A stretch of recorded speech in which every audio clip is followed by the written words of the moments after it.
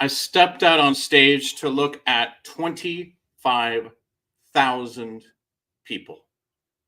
I was prepared, focused, and knew God had me in his hands. I opened my voice and it filled the arena. I knew I had finally arrived, but this journey did not come easy, nor without challenges. Hi, I'm Dan, and this is my journey of discovering, losing, and rediscovering my authentic voice and the lessons I've learned through trials and victories on and off the stage. I've always had the ability to sing. I've been singing for thousands of people since I was a young boy, and by age 10, I had toured Europe and performed the challenging aria from Messiah, Rejoice Greatly. Growing up in a musical family, my mother was a bassoonist, music educator, and my father a professional singer.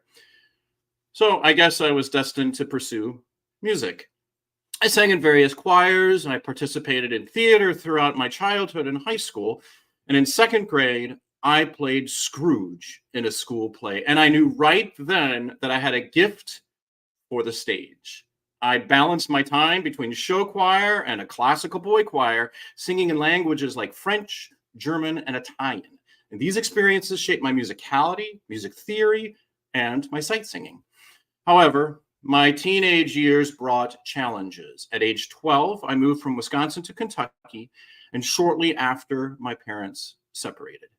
That was a traumatizing experiencing for me and my sister.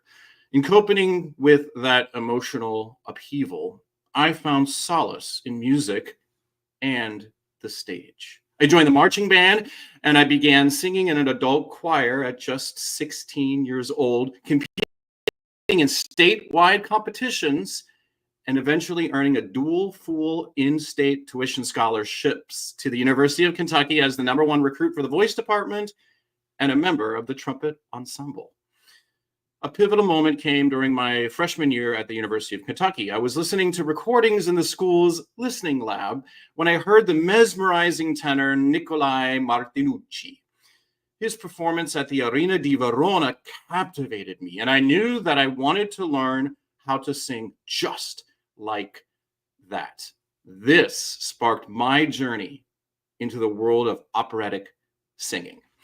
Throughout college, I focused on vocal technique, stagecraft, and languages. My teacher and I had began exploring the tenor range, and I slowly transitioned from high layered baritone to tenor.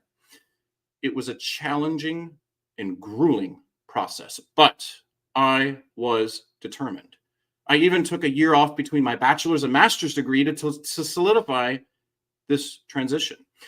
Eventually, I earned a full scholarship at the University of Arizona, where I sang many leading roles. And after 3 years in Arizona, I returned back to Kentucky, and I trained with the renowned pedagogue Inchi Bashar, who helped me reconnect with my vocal technique.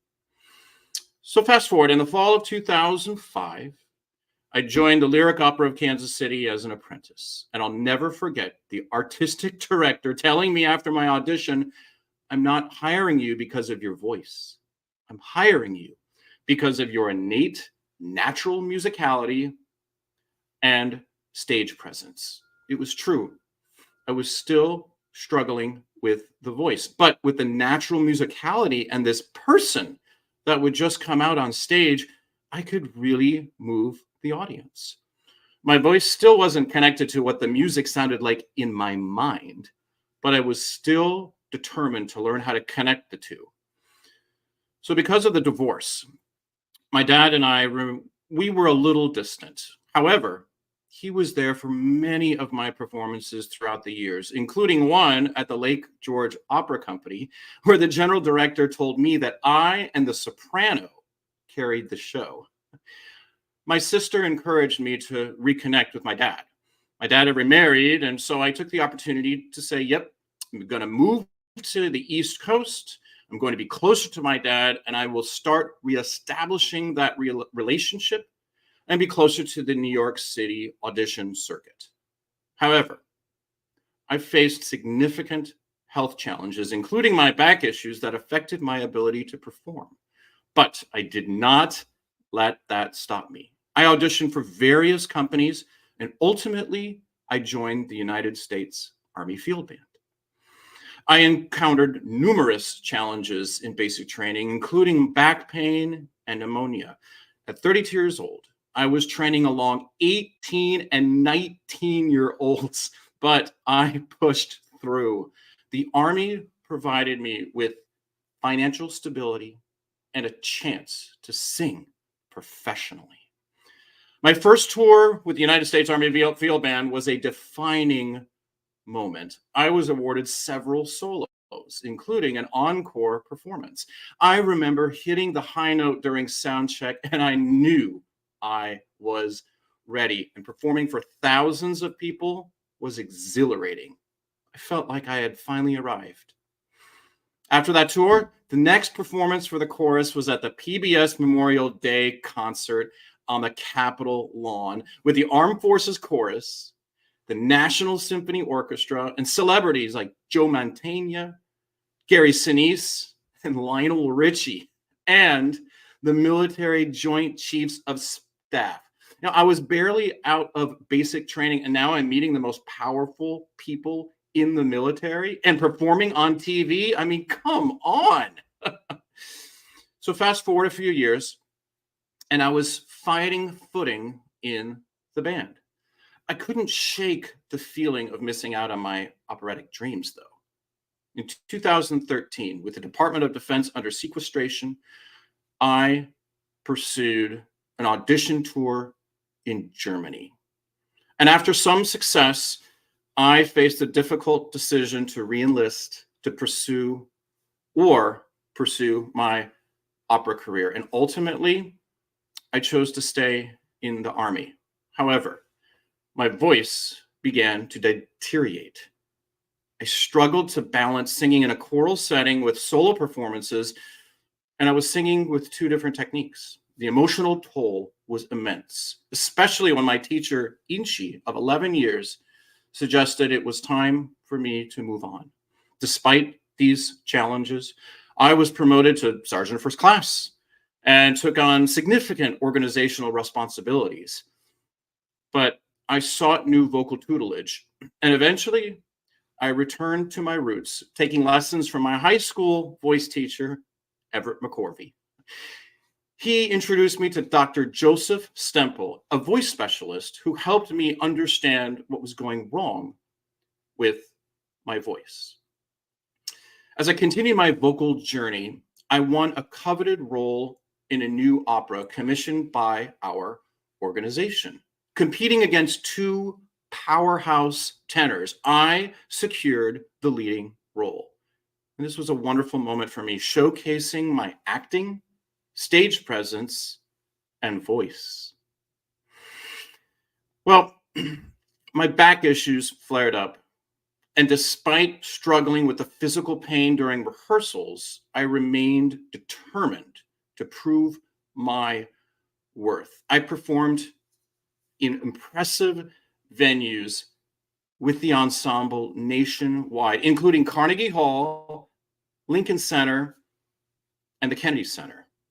I even participated in an album at Skywalker Sound Studio where they recorded Star Wars, and the album won a Grammy Award. In 2020, the pandemic affected everyone, forcing us to transition to online performances. While I was able to highlight my solo repertoire, I started questioning my place in the ensemble. I felt overlooked, and I began contemplating my future as a singer. The military's mandate regarding the COVID-19 vaccine added to my turmoil. After a year of introspection, I decided to leave the military and pursue my singing dreams. Although my story in the military with the mandate is just one of over 8,000 soldiers facing similar situations, but I knew it was time for me to forge my path. So after my military career, I found a renewed passion for singing as I became politically active. It took about a year, but while on the campaign trail in Georgia, I began performing at political rallies. And this culminated in a significant moment when I was invited to sing at the College Football Hall of Fame and later represented veterans at CPAC in Washington, D.C. during the Ronald Reagan dinner for thousands of influential people. Before leaving the Army, I had taken classes at Leadership Institute, which trains political activists. And during these classes, I realized that I could help politicians enhance their presentation skills. And while working at the Pentagon, I noticed the potential to support speakers in refining their voice and delivery. So after being released from my contracting position, I decided to start a voice and communication studio focused on helping singers and speakers discover their commanding presence through the power of their voice. Now, at the time, I thought my singing career was over. I was introduced to a music business coach specializing in helping musicians create online businesses. And this transformation guidance led to a renewed focus on starting a communication studio to help those singers and speakers. Fast forward a few months, CPAC contacted me again to perform at the main stage in 2024. And this was a fantastic opportunity to represent veterans on an international broadcast. And then the RNC reached out and invited me to sing at the convention in Milwaukee. I knew that this was my moment to prove how far I had come, and I prepared diligently for 2 weeks, aligned my mind, my voice, and my faith. The day before the performance, I took a long walk along Lake Michigan and practicing and reflecting. I listened to devotionals and I prayed, and I realized that this was my opportunity. And the next day, I stepped out onto the stage and sang, glorifying God and representing veterans. And this moment was more about just singing. It was overcoming those vocal challenges that had once debilitated me. Now, people often say, well, you're a child of God. You're not defined by your voice. Well, I understand that, but I needed that moment to affirm my identity as a performer. And I found it to be the easiest and most fulfilling singing I had ever done, with no nerves to hold me back. I felt an incredible sense of culmination in front of 25,000 people and a worldwide audience of millions. After that performance, I asked God if this is the end of my singing career. He reassured me, saying, nope, this is only the beginning. So reflecting on my journey, losing my voice, finding it again, and then overcoming obstacles. And it wouldn't have happened if I hadn't have taken those steps, trusting God, leaving the military, leaving my former teacher, developing a new technique, and feeling like a soloist again. I am able to sing at my core.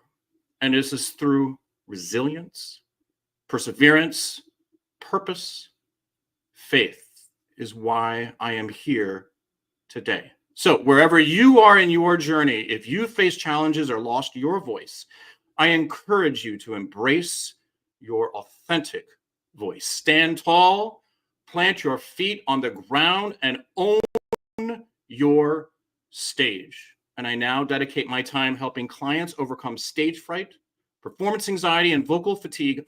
I empower them to step onto their stage and deliver their message with clarity, conviction, and confidence. My singing career isn't over. It's just the beginning. But I find my greatest joy in serving others. Thank you for listening to my journey.